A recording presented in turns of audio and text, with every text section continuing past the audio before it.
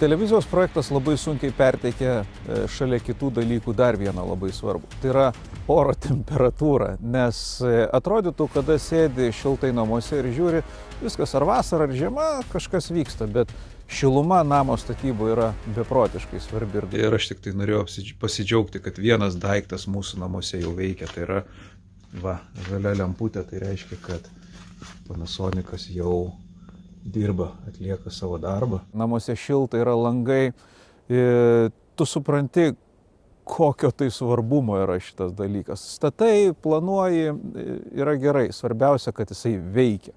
Dabar pirmos dienos tik tai aš tik tai aiškinusi, kaip veikia šitas aparatas. Tai turiu daug knygų pažintinių. Pirmoji knyga yra Panasonic naudojimo instrukcijų. Žinai, ką aš tau pasakysiu, tu jos neperskaitysi.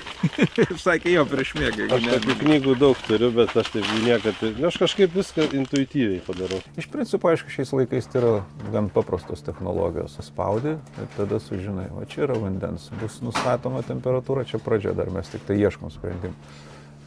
Čia šiluma ir vanduo, o čia šiluma. Viskas padaryta tiksliai, teisingai ir dėl to rezultatas yra puikus. Viduje yra šilta. O vasarą viduje bus vėsu, nes jisai galės vėsinti. Žodžiu, vieni privalumai.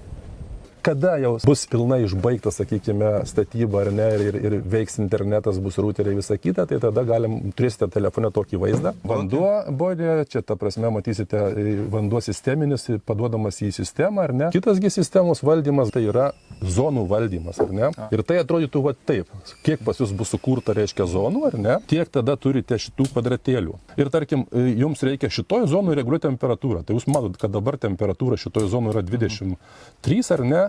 Su pusė, o jūs uždavė 22. Ir šita zona dabar žalia, tai reiškia, kad joje šildymas nevyksta, kadangi temperatūra yra pasiekta. Štai šita zona yra temperatūra nukritusi žemiau užduotos, jinai yra, indikuoja, kad jinai funkcija yra vykdoma. Tai žingsnis po žingsnis, išmokti galima, nėra aukštoji matematika. Tikrai ne, tikrai viskas vartotojui aiškiai suprantama ir pakankamai patogu iš tikrųjų, ypač kai yra antrinis būstas, tai tas yra aktualu, kadangi visada aktualu jums matyti situaciją savo patalpose.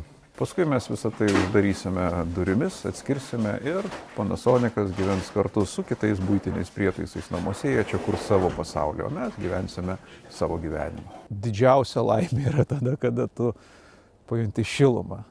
Yra šiluma, yra gyvybė viduj name ir darbai gali tęstis. Aš sakau, man tai čia ar Maskas raketą leidžia į kosmosą, ar šildymas pajungiamas. Teisybės dėlį reikia pasakyti, vyrai sako, Maskui sudėtingiau, nes jisai daug ko nežino, o mums tai viskas aišku, viskas paprasta, mes išmanom šitą darbą ir žinom, ką reikia daryti, taip kad aš labai džiaugiuosi, taip kad čia darė tie žmonės, kurie žino, kaip daryti. Starhus stato artėja prie pabaigos.